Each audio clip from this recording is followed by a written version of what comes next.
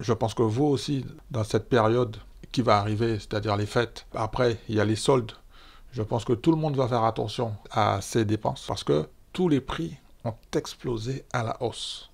Tous les prix, ils ont flambé. Alors parfois, ça arrive que je me trompe, mais j'accepte de me tromper. Quand tu fais un investissement, il y a du risque. Moi, j'aime bien regarder l'analyse de risque. Qu'est-ce que ça dit? Je reviens ici sur le graphique, pour que les choses soient claires. Je vous rappelle, mon objectif n'est pas de vous faire peur, ni de vous dire des choses bizarres, ni de vous embrouiller la tête. Non, non, non. Moi, je suis un investisseur depuis un petit moment. Je commence à avoir la peau dure. Je ne suis pas là pour faire des coups. Je suis là pour investir, pour gagner de l'argent. N'oubliez pas que investir, c'est sur le futur. Investir aujourd'hui, on plante les graines aujourd'hui pour pouvoir faire sa récolte prochainement. Ok? Si vous avez des questions, bien sûr, n'hésitez pas. Si vous avez des questions, n'hésitez pas. Vous avez deux façons de me contacter, soit par mail ou soit en dessous de la vidéo. Vous m'écrivez un petit message, je lis tous les messages et je réponds à tout le monde, même si je prends du temps, je sais que je prends du temps. J'ai accès à ce genre d'informations également que je vous partage gratuitement. Vous voyez les mecs, je vous partage tout ça. Excusez-moi, les investisseurs et les investisseuses, je vous partage toutes ces informations gratuitement. Oui, bonjour à tous, j'espère que ça va bien, que tout se passe bien de votre côté. Alors, j'ai un truc à vous demander, c'est un petit truc super sympa. Dites-moi en dessous de cette vidéo où vous êtes en train de regarder ma vidéo. D'accord? Dites-moi sur la planète où vous êtes. Alors, par exemple, si tu es à l'île de la Réunion, tu me mets 974, ok? Mettez-moi vos départements. Je suis curieux de savoir où sont les gens qui regardent les petites vidéos que je fais. Pour la semaine prochaine, je vous propose, dans un premier temps, de voir la liste des sociétés que j'ai sélectionné pour éventuellement faire des achats dans la mesure du possible, faire des investissements. Je vous rappelle que quand on investit, c'est sur le long terme. Il y a peut-être des sociétés que vous connaissez normalement. Sur les 2, 4, 6, sur les 6 sociétés, je pense que vous en connaissez au moins 2. Ou peut-être 3, ok?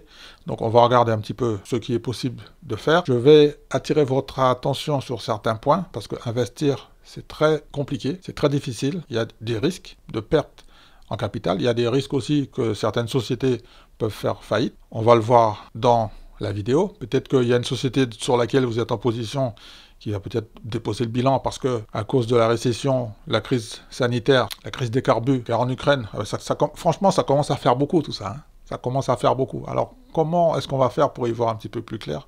Je vous propose de vous installer confortablement, ok? Allez, c'est parti, à tout à l'heure. Ah oui, un dernier truc, merci de mettre un like avant de commencer à regarder la vidéo, ok? Et puis vous savez quoi? Et à la fin de la vidéo, si vous n'avez pas aimé, donc vous enlevez le like. Ou à la limite, vous pouvez mettre un dislike, ok? On est prêt? Vous êtes prêtes? Allez, c'est parti. 1, 2, 3, 4, 5, 6 sociétés à rajouter dans notre liste de favoris. Et si c'est possible, de faire des investissements et recevoir, comme d'habitude, de l'argent. On va commencer avec la première société, HRB. C'est une société, en fait, qui aide les entreprises à réaliser des services, notamment pour les aider à faire les fiches de paie. Et aussi, elle leur propose de l'aide concernant la fiscalité. Alors, sur le site de Investing, le consensus recommande l'achat. Alors, on a les objectifs de prix, selon les analystes. En bas, on est à 25. Et puis, la fourchette haute, c'est 53 $. En mensuel, achat sur les moyennes mobiles, indicateur technique, achat fort, et un résumé, achat fort. Donc, je ne vais pas trop m'éterniser sur ce titre. Ce que je peux dire rapidement, parce que le ex-date est déjà passé, on a un rendement du dividende de 2,67%. On a un dividende annuel de 1,16 $, taux de distribution de 34%. C'est un dividende qui est en augmentation. Il est augmenté au moins une fois par an. En 2022, il a été augmenté en octobre de 7%.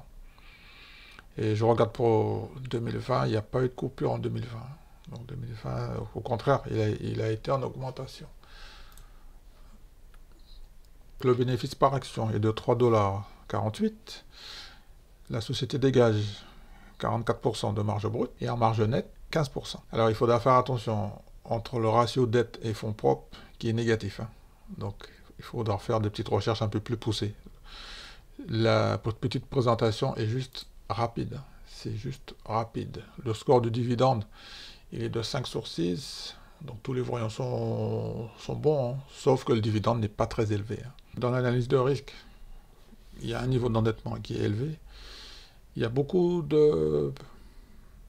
d'initiés, c'est-à-dire des non-professionnels qui ont pris des bénéfices, qui ont vendu beaucoup.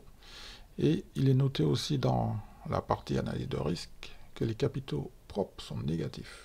Si vous êtes actionnaire du titre avant le 5 décembre, donc on a une date de paiement le 3 janvier 2023. Taux de distribution de 33%, comme je vous l'avais dit, qui est très confortable, soutenu par des flux de trésorerie. Il y a des très bons flux de trésorerie, avec un rendement de 2,7%. On continue avec BLK. Le ticker, c'est BLK. Donc je pense que vous connaissez cette société, BlackRock. Donc le titre est dans la zone des 712 $. On a un dividende annuel de 19,52 $, avec un rendement de 2,7%. Ratio de distribution 51%. Et le dividende est en augmentation. Le score du dividende est de 80 sur 100. C'est plutôt excellent. Alors ici, dans la partie dividende, tous les voyants sont verts, c'est-à-dire ratio de distribution, bénéfice par action, rendement du dividende, croissance et taux de croissance. Tous les voyants sont verts. Donc sur le petit graphique en bleu, donc le bleu c'est le dividende par action. Donc 2012, 6 $. On vient en 2021, 16,52 $. C'est fantastique. Alors, le dividende a été augmenté en 2022, en mars 2022, de 18%. 18% d'augmentation. Donc, durant la période de Covid, donc, on va regarder ce qu'il a été coupé. Non, il n'a pas été coupé. Alors, ici, dans la partie dividende, Simply Wall Street, c'est un de mes partenaires. Simply Wall Street, partie dividende, 5 sur 6. Tout est bon, hein. Le dividende est notable, il est stable, il est croissant, et on a une bonne couverture des revenus, et aussi une bonne couverture des flux de trésorerie. Au niveau des dates, ex-date, donc c'est-à-dire, alors attendez, je vais vous montrer ça tout de suite. Alors, ex-date, alors attends, on continue ici, on va basculer de l'autre côté. Ex-date, 6 décembre, date de paiement. Est-ce qu'on a la date de paiement ici? Ah ouais, 23 décembre. Ok. Donc en fait, tu achètes avant le 6 et tu es payé le 23 décembre. Un super cadeau de Noël. C'est pas mal ça. Et entre les deux, il y a 17 jours. Alors, BlackRock reverse 51% aux actionnaires, hein, par rapport aux bénéfices. Non mais il y a juste un truc que je voulais vous montrer. Donc dans l'analyse de risque, il n'y a rien. Juste, il y a beaucoup d'initiés qui ont vendu. Hein. Il y a beaucoup d'initiés, c'est-à-dire il y a beaucoup de particuliers qui ont pris des bénéfices. Alors, c'est ce que je voulais vous montrer, c'était ici. Upcoming dividend, donc dividende à venir, 4,88 $ par action. Les actionnaires éligibles doivent avoir acheté les actions avant le 6 décembre. Ok. Date de paiement, 23 décembre 2022. Et comme on a vu, le ratio de distribution est confortable à 51%, ce qui est bien soutenu par le flux de trésorerie. On a un rendement de 2,7%. Ah oui, un dernier point concernant les bénéfices par action. On est à 37 $ par action. On a une marge brute 49% et la marge bénéficiaire nette est à 29%. Le ratio dette fonds propres est positif à 17%. On continue 7 décembre avec MPW, le plus grand propriétaire d'hôpitaux au monde. C'est une FPI, fiducie placement immobilier. Donc on va voir le cours du titre qui est dans la zone des 13 $. On voit ici sur le graphique 13 $. Donc on a eu un net repli depuis le début de l'année, net repli pour double top sur la résistance. On a une grosse résistance ici, hein, dans la zone des 10 $, là, et puis maintenant, ben, c'est en train de repartir en achat fort au niveau des voyants verts. Qu'est-ce que ça dit? Donc ça nous dit que le titre se négocie 55% en dessous de sa juste valeur. Ok? Donc c'est un titre qui est sous-évalué de 55%. D'accord? Les revenus ont augmenté de 123% au cours de la dernière année. MPW verse un dividende élevé et fiable de plus de 8%. Les analystes sont d'accord pour dire que le cours de l'action augmentera de 28%. Je pense que c'est pour 2023, hein, en toute logique.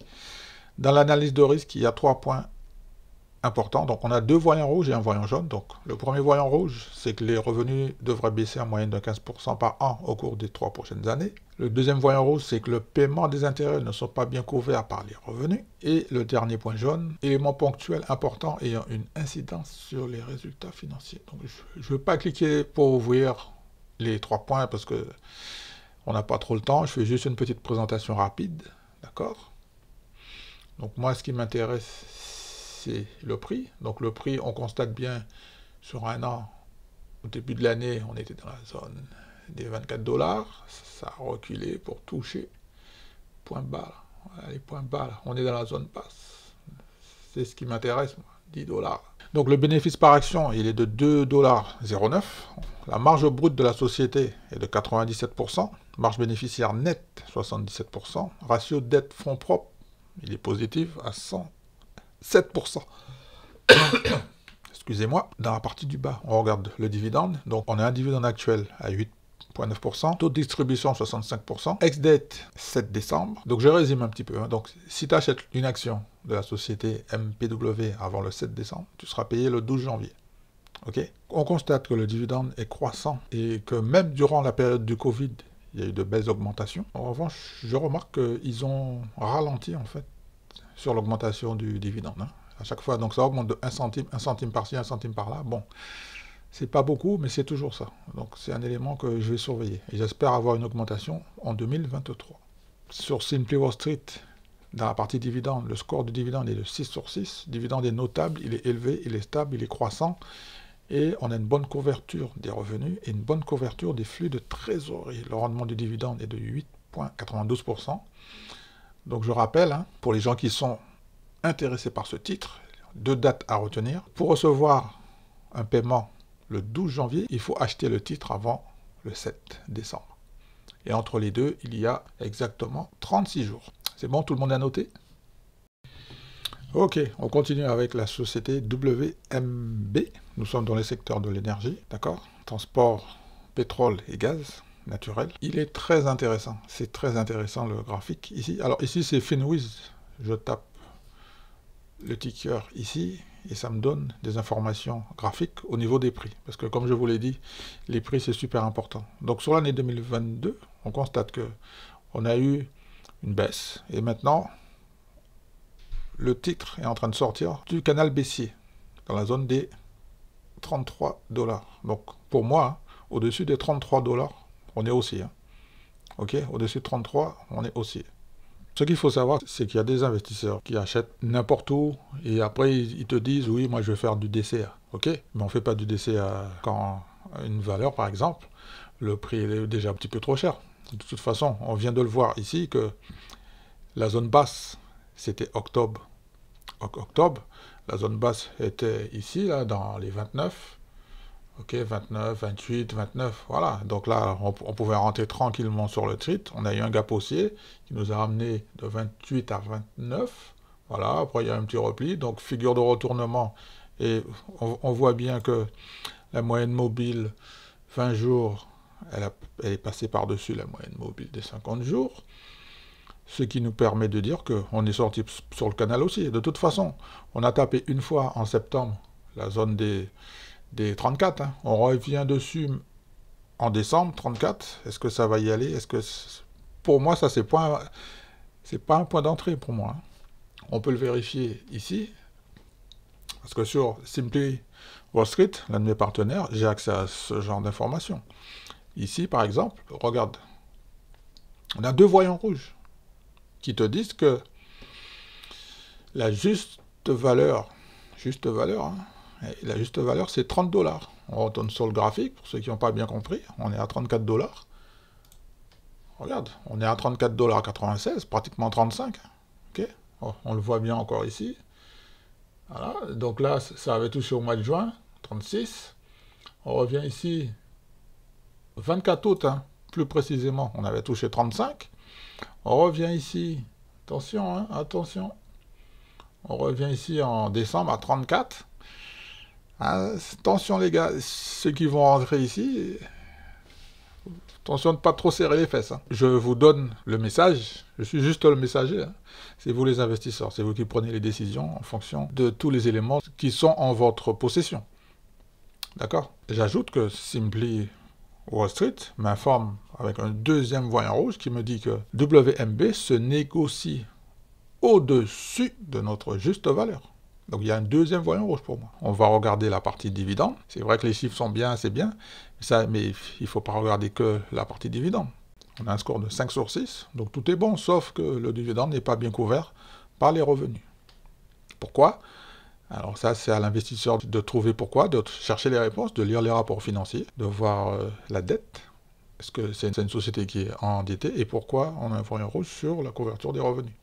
En revanche, le dividende est notable, il est élevé, il est stable, il est croissant. Ça, là-dessus, il n'y a pas de souci. OK? Donc, pour les investisseurs, on a des dates importantes. On a 2 dates. Ex-date, 8 décembre. Date de paiement, 26 décembre. Entre les deux, ça fait 18 jours. Tu achètes le 7, tu es payé le 26 décembre. Pour les fêtes de Noël encore. D'accord? Je reviens ici sur le graphique. Hein.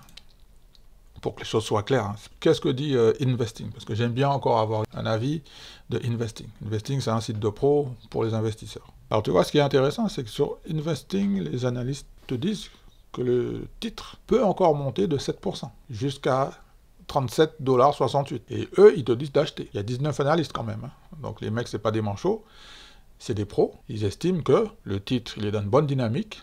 On est dans un secteur où il y a plus de demandes que d'offres.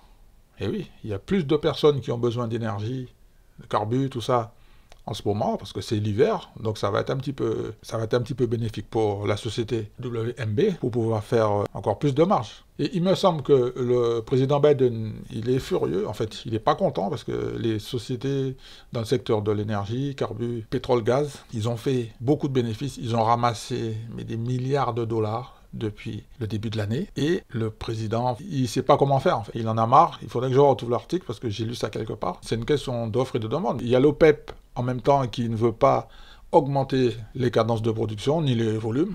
Donc, est-ce que c'est un signe qui va permettre à WMB de continuer de monter jusqu'à la zone des 37 $? Ok, donc on reste toujours dans le secteur de l'énergie, pétrole-gaz, avec la société DVN, le ticker c'est DVN, Devon Energy Corp. Au niveau du prix, 68 $. On est dans la zone des 68 $, donc on va regarder ça sur Finwiz. Donc Finwiz, sur l'année 2022, il s'est passé beaucoup de choses.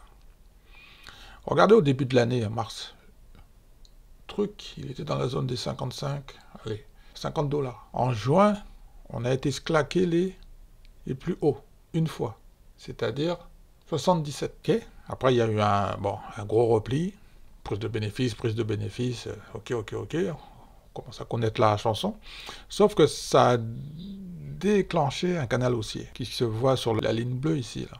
Donc en fait, à chaque fois que ça va venir taper ici, ça veut dire qu'on sera toujours dans ce canal haussier. La ligne bleue devient un support, et la ligne du haut, là, qui est parallèle, hein, devient une résistance, c'est-à-dire une zone où on peut prendre les bénéfices. Donc ça s'est produit exactement en novembre. Hein.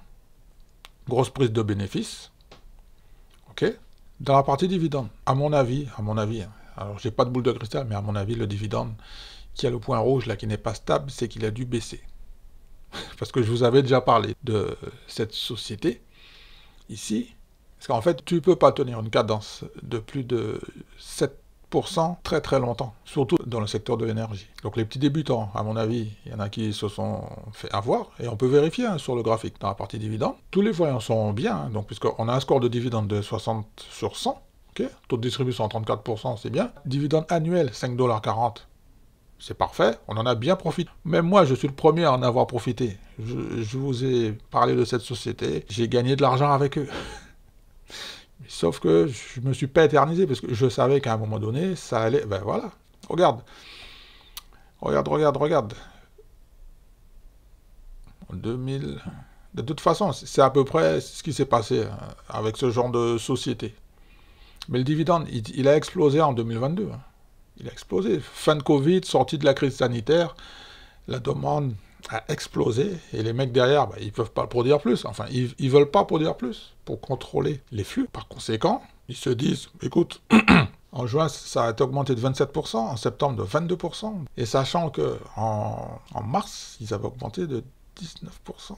Donc sur l'année, ce qui représente environ, allez faire ça vite fait de tête, de 4-6, environ 60% d'augmentation. Plus de 60% d'augmentation, déjà c'est bien, mais comme je te dis, j'en ai profité aussi, moi. J'en ai profité. Donc là, pour moi, c'est normal que le dividende baisse. Le dividende baisse, ouais, c'est normal. Alors après, la question qu'il faut se poser quand on est investisseur, est-ce que tu es investisseur à court terme ou à long terme? De toute façon, je pense qu'un investisseur, c'est sur le long terme. Sur Investing, les analystes disent, attends, je vais fermer la petite fenêtre de publicité, hein, parce que ça nous embête. Sur le site de Investing, les analystes nous disent que sur les 12 prochains mois, donc c'est-à-dire sur les 12 prochains mois, donc actuellement, ça cote 68, les analystes nous disent que ça peut aller jusqu'à 80. Donc on a un potentiel haussier sur les 12 prochains mois de 19%. Et je vais vous expliquer qu'on est dans un canal haussier. On est dans un canal. Donc moi, le truc, quand il va venir toucher la ligne bleue, ici, là, la ligne bleue, moi j'attends que ça va venir toucher la ligne bleue. Je ne donne pas de conseils en investissement. Je vous explique comment j'investis, moi. Est-ce que tu comprends le truc? Comme je vous l'ai toujours dit, j'investis dans un premier temps sur un prix. Moi, c'est le prix qui m'intéresse. Est-ce que le prix, il est intéressant? D'accord? C'est d'abord ce qui m'intéresse, le prix. Donc on retourne sur Investing qui nous disent, sur les 12 prochains mois, bon, ben, les mecs, vous pouvez y aller, hein, parce qu'il y a un potentiel. Regarde, de toute façon, les moyennes mobiles, achat fort, indicateur technique, achat fort, résumé, achat fort. Conclusion, ça peut aller à 81 $ sur les 12 prochains mois. Combien de temps est-ce que ça va y aller? Je ne sais pas. Je ne sais pas. Ce que je sais, c'est que tant qu'on restera au-dessus de cette ligne bleue, là, c'est-à-dire la tendance haussière, je vais peut-être retourner sur le titre. Parce qu'en général, comme je vous l'ai dit, les prix ne s'arrêtent pas n'importe où. Hein. Donc ici, peut-être que quand ça va venir taper là, sur les 60, on va voir. 60, ouais, 60. Puisque le prochain niveau, après, c'est 55. Donc, moins 5%. Donc moi, ça me va. Je ne sais pas pour vous, hein, ok? Quand tu fais un investissement, il y a du risque. Moi, j'aime bien regarder l'analyse de risque. Qu'est-ce que ça dit? Les revenus devraient baisser. Si c'était que l'année prochaine, ça va. Mais au fait, c'est au cours des 3 prochaines années. Ok. Ensuite, il est noté que tout ça, ça me conforte dans ma prise de décision. Que la société a un niveau d'endettement élevé. Le voyant rouge qu'on a vu tout à l'heure, ça veut dire que le dividende n'est plus bien couvert. Le dividende de 7%, en fait, il est plus bien couvert. Actuellement. Et c'est-à-dire pour les 3 prochaines années, voilà un petit peu la tendance de cette action. De toute façon, il faudra venir voir l'évolution du titre après les résultats du premier trimestre, dans un premier temps. Il y a une information que je voudrais vous partager également. Le vice-président exécutif de la société DVN a l'intention de vendre des actions. Il a l'intention d'en vendre 6 000 dans les 90 prochains jours. Il a déjà déposé un formulaire pour cette intention. Et en fait, il aimerait vendre dans la zone des 70. Là, nous, on est où? Comme par hasard. Vous savez où c'est qu'on est et où c'est qu'il va vendre le mec. Donc attention les gars. Attention, ça c'est pas un signal d'achat pour moi. Attention. Je vous rappelle, mon objectif n'est pas de vous faire peur, ni de vous dire des choses bizarres, hein, ni de vous embrouiller la tête. Non, non, non. Moi, je suis un investisseur depuis un petit moment. Je commence à avoir la peau dure. Je suis pas là pour faire des coups. Je suis là pour investir, pour gagner de l'argent. Alors parfois, ça arrive que je me trompe. Mais j'accepte de me tromper. Je me suis déjà tellement trompé que je l'accepte. D'accord? Je vais terminer en vous disant sur la société DVN, selon le bilan financier du 30 septembre 2022, on a eu un bénéfice par action de 9,56 $ par action. Ok? Marge brute 60%, marge nette 33%. Alors, le ratio dette-fonds propres par rapport au dernier résultat était positif à 58%. Dans la partie dividende, le rendement actuellement est de 7%. Ratio de distribution 49%. Ex-date 9 décembre, date de paiement, 30 décembre. Et n'oubliez pas que le 30 décembre, on a une diminution de combien? On a une diminution de dividendes de 12% par action. Ok? Après, comment ça va continuer? Je ne sais pas. On va terminer avec VFC. Donc le score de dividende est de 25 sur 100. Donc on n'est pas à 0, mais bon, là, il y a on a une alerte rouge. Pourquoi? Parce que VFC, en fait, c'est une société qui est dans le secteur... Attends, on va se mettre ici, sommaire. Vous savez, c'est une société, en fait, qui est dans le secteur de la consommation, hein, et fabrication de vêtements. Tout ce qui est outdoor. Enfin, tout ça, là, vous connaissez sûrement certaines marques, Vans, la papeterie, Joint Sport, Timberland, North Face. Ok. Donc voilà les principales marques de la société Vans. Mais moi, déjà, au niveau du graphique, je regarde que on était à 70 en janvier, on est en décembre, on est à 30, ça fait environ moins 50%. Ici, attention, alors VFC, c'est pas n'importe qui. Donc VFC, c'est une société qui est un dividende aristocrate, qui a déjà traversé, de nombreuses crises. Ok. C'est pas sa première crise, elle a traversé la crise des subprimes, elle a traversé la crise de la pandémie. Ok. Mais regarde dans le retour des investisseurs. Donc sur la semaine, le titre perd 3%, sur l'année, moins 50%. Alors, je vais te dire un truc, en fait. Là, ce qui se passe, c'est mon point de vue, c'est qu'il y a beaucoup d'investisseurs qui n'étaient pas long terme, qui sont en train de paniquer. Il y a une vente excessive, on va regarder ici sur le graphique, il y a une vente excessive. Tout est lié à l'économie, de toute façon. Parce qu'il y a moins de profit, on est dans une crise économique, il y a l'inflation, donc les gens font attention à leurs achats, ils réfléchissent à une fois, à deux fois avant de faire un achat. Ils se disent, bon, peut-être que là, on va attendre un petit peu pour s'acheter une petite paire de chaussures Vans, d'accord? Peut-être. En tout cas, ce qui va se passer, c'est que au-dessus, là, on est dans un canal baissier, on le voit, à chaque fois que ça vient taper sur la ligne bleue, donc ça repart. Mais ça a pris du temps à repartir de octobre à novembre, hein. Ça a pris du temps. Donc après, il y a eu Black Friday, tout ça, là. Donc ça, c'est les bougies vertes, hein, du Black Friday, on était toujours au mois de novembre. Black Friday, là on était bien sur le support. Là. Donc ça a claqué. Donc on a des petits peu des prises des bénéfices. Quand on regarde bien la moyenne mobile, 20 jours et 50 jours, elles viennent de se croiser. En revanche, vous avez vu où c'est qu'elle est, là, à 200 jours? La 200 jours, elle est à 45 $. Est-ce qu'on va y aller? Je ne sais pas. Alors on va aller voir ce que disent les analystes sur Investing. Les analystes nous disent que sur les 12 prochains mois, on va peut-être aller dans la zone des 33. Pour le moment, il n'y a pas de visibilité. Parce que on va sûrement rentrer, je ne sais pas, hein, c'est pour ça que je parle au conditionnel, les analystes pensent qu'on va sûrement rentrer dans une période de récession. C'est-à-dire, comme je vous l'ai expliqué, les gens, avant de faire des dépenses, ils vont réfléchir plusieurs fois, ils vont peut-être différer leurs dépenses, ils vont moins dépenser. Le chiffre d'affaires de la société, il va en pâtir. Ça, c'est logique. Nous sommes quand même dans l'industrie du luxe. Et le sentiment des investisseurs, il a commencé à s'améliorer ici, là. On le voit ici. Hein. C'est-à-dire ici, là.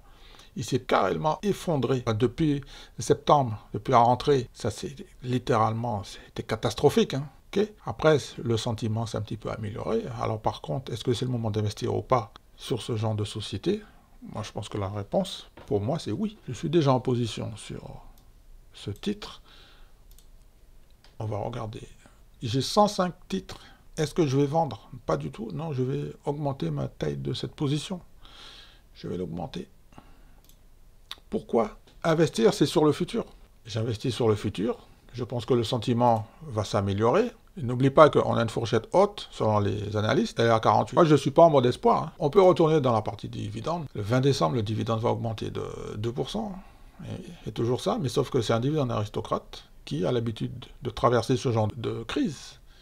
Il a l'habitude, tu vois, donc je reste toujours en position. Donc selon le dernier rapport financier du 1er octobre 2022, donc on a un bénéfice par action de 1,09$, marge brute 53%, marge bénéficiaire nette 3%, tu te rends compte? Marge brute 50%, marge nette 3%. Ratio dette fonds propres positif presque 200%, c'est énorme. Ok. On continue dans la partie dividende par rapport au cours du titre. On a un dividende de 6%, ce qui est élevé parce que quand le titre baisse, le paiement du dividende devient très cher, notamment par rapport au flux de trésorerie.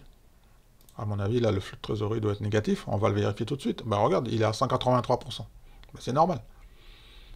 C'est normal. Ex-dette, 9 décembre, et une date de paiement, le 20 décembre. Donc moi, le 20 décembre, non, je vais recevoir ça en dividende.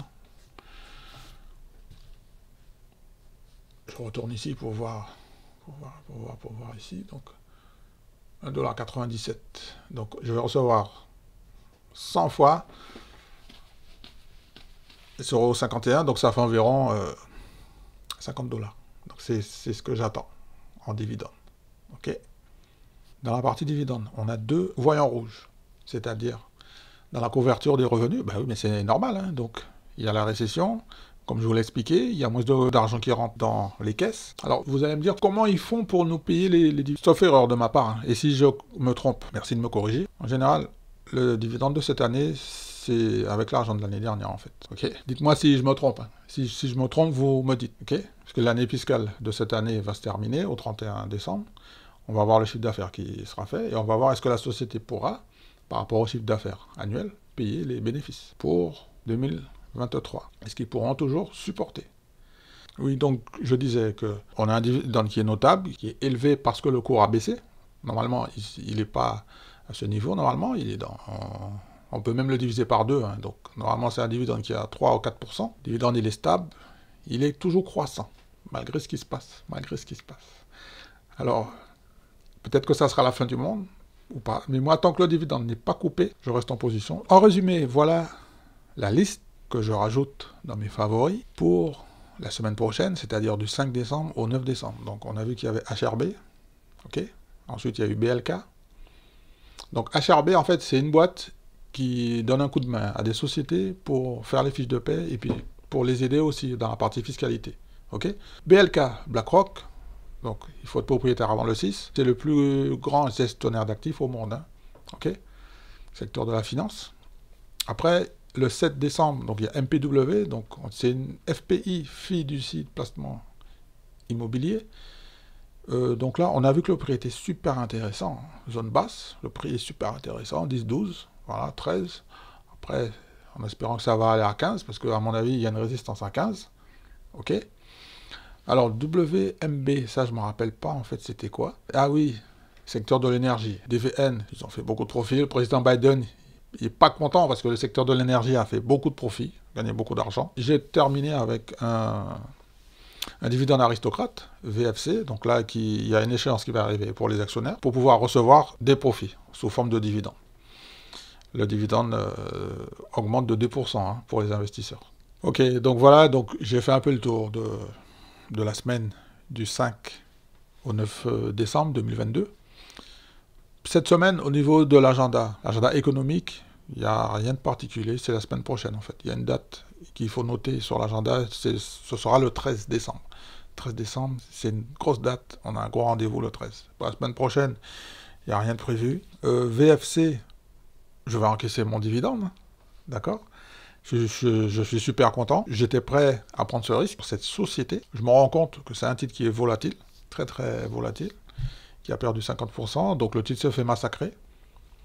Le secteur du luxe, vente, tout ça, bon, on a compris. Hein, parce que même, je pense que vous aussi, dans cette période qui va arriver, c'est-à-dire les fêtes, là, après, il y a les soldes. Je pense que tout le monde va faire attention à ses dépenses. À mon avis, tout le monde va faire attention parce que tous les prix ont explosé à la hausse. Tous les prix, ils ont flambé. Et en ce moment, c'est une période qui est difficile pour toute la planète. Toute la planète. J'attends le 13 décembre pour pouvoir y voir un petit peu plus clair. Alors, qu'est-ce qui va se passer sur les marchés? Je n'ai toujours pas la boule de cristal de Madame Irma. Je ne sais pas du tout qu'est-ce qui va se passer. En revanche, ce que je sais, c'est que dans mon plan d'investissement, par rapport au repli de l'euro, je vais faire justement des réajustements. C'est-à-dire réduire le capital investi. Ok. Sur mon portefeuille, j'ai un peu de liquidité. J'ai plus de 10% par rapport à la valeur totale. J'ai pratiquement 10% de liquidité hein, qui sont là, en attente. Parce que je me suis rendu compte que l'année dernière, en étant full investi, comme on dit, j'ai loupé beaucoup d'affaires. En revanche, cette année, je vais essayer de tester une nouvelle façon d'investir. Je suis obligé de m'adapter à la situation du moment. On ne peut pas faire du DCA tout le temps comme ça, n'importe quand, tu vois, sur n'importe quelle société, c'est pas possible. Alors moi de mon côté, sur le portefeuille, bon, je ne veux pas trop vous prendre la tête avec mon portefeuille, mais il y a deux grosses sociétés là qui sur lequel je vais me renforcer, mais très très fortement. STX, je crois. STX.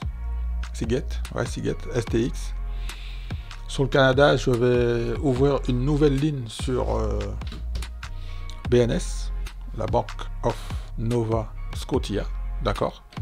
Je suis en train de préparer les ordres d'achat et avec les coûts d'acquisition. Pour moi, tout est clair. Alors de votre côté, même si la situation est difficile, je comprends que c'est difficile, mais quand c'est comme ça, si j'ai un conseil à vous donner, deux petites astuces, quand vous trouvez que c'est trop difficile, ne faites rien. Vous n'avez pas besoin. Il y a plein d'affaires sur le marché qui va arriver. Vous voyez, là, je vous ai donné des affaires pour le 5 au 9, mais la semaine prochaine, il y aura encore des affaires qui vont arriver.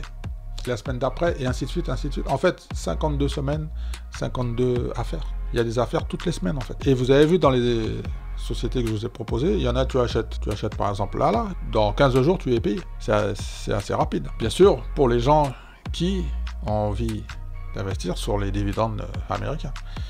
Là, je ne parle pas de PE, hein, ok. Commencez à me dire ce qui vous intéresse pour l'année prochaine, s'il y a des sujets que vous avez envie que je traite pour 2023.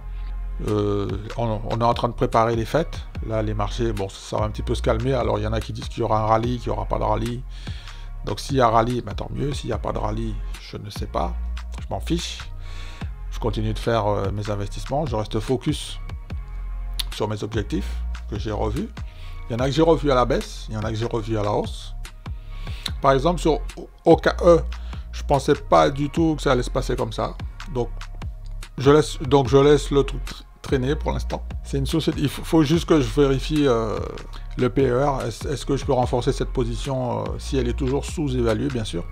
Donc voilà, j'étais super content d'avoir fait cette petite vidéo. C'est un petit peu compliqué. La période est très très compliquée. Faites attention, les marchés ne sont pas très volatiles. Moi, je trouve pas trop. J'aime bien quand c'est très très volatile. Faites attention, soyez prudents sur les marchés financiers. Je vais terminer cette petite vidéo en vous disant, comme d'habitude, que je vous souhaite de bons investissements.